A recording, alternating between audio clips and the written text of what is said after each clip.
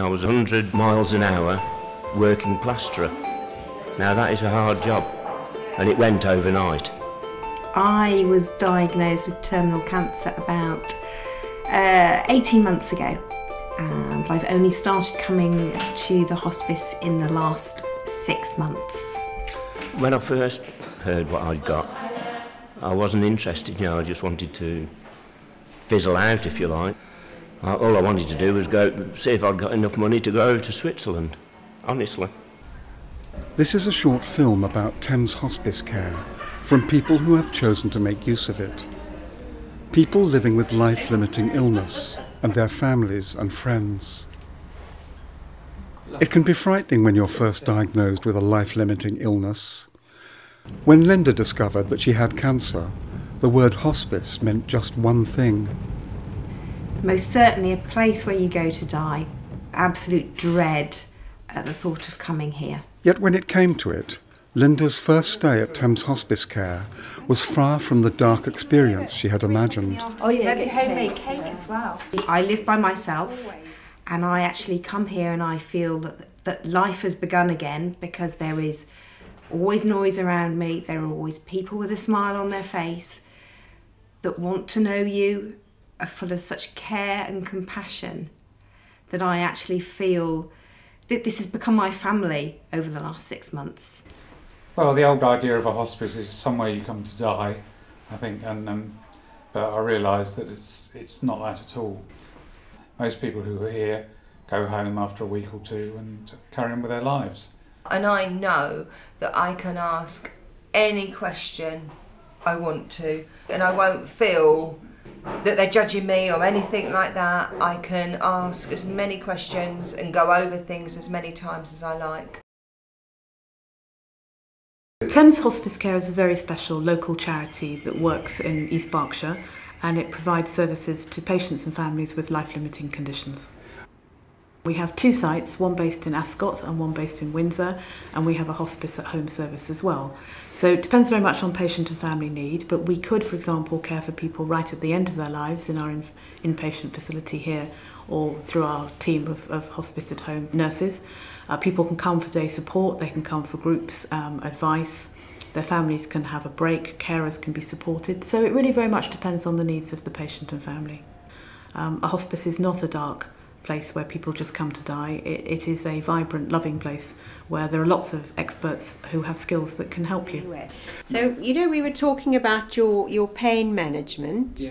Yes. You've had the dose slightly reduced, actually, in the syringe driver.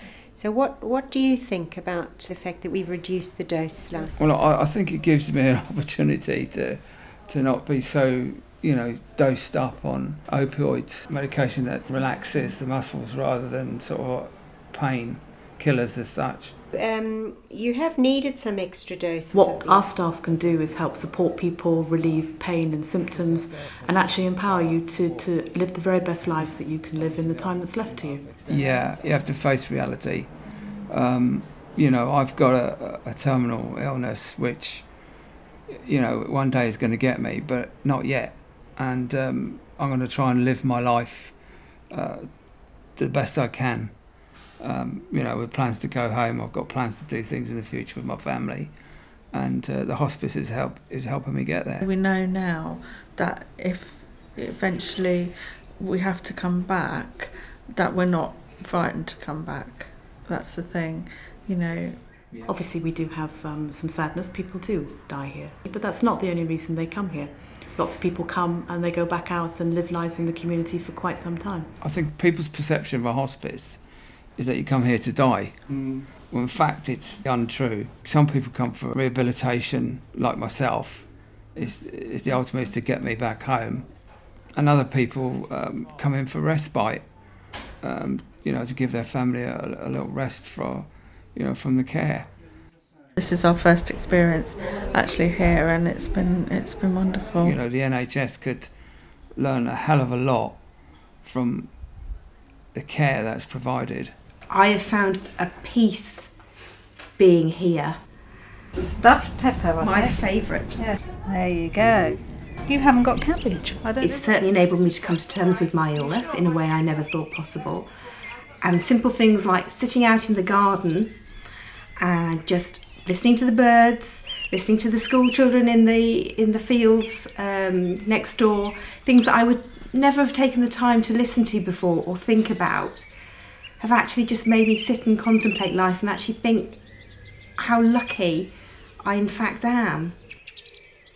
The first day I was here, somebody knocked on my door at 5 o'clock and said, well, would you like your feet massaged? And I'd already felt that I was grateful just to be allowed a bed in the hospice, let alone then to be pampered as well.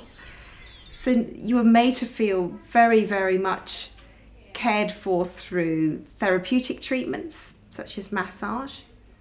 There are counselling services that are offered. It's not some place where I've suddenly come for the first time in the last few weeks of my life. It's been a place where I have gradually got to know the people so well here that they are like family members.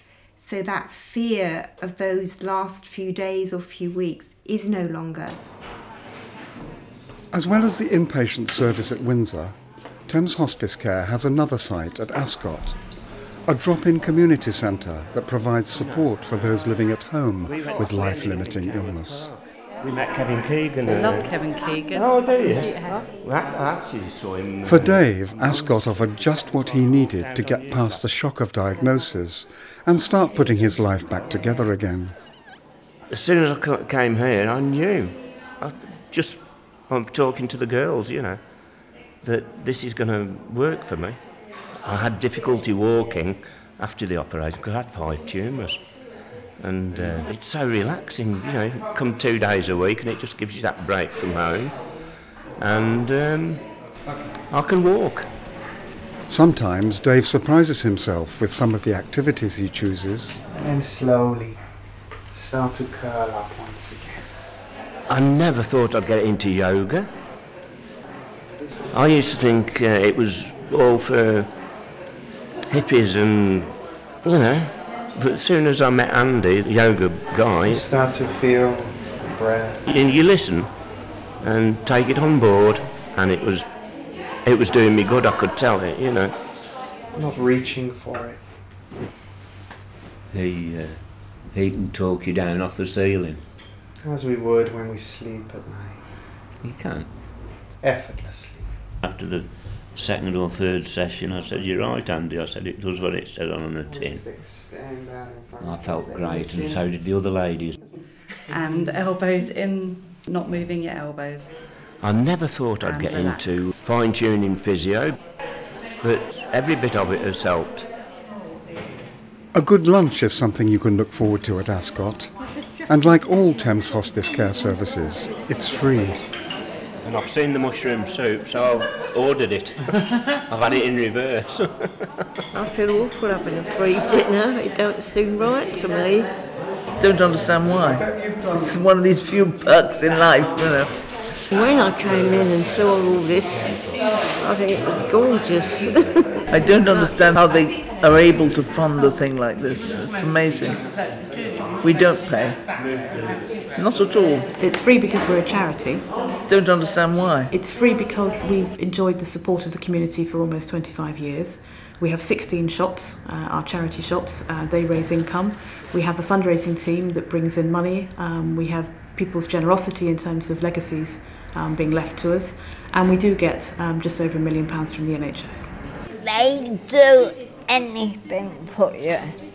The only thing they won't do is a boob job. I come in the morning and, well, we do this and we do the exercises.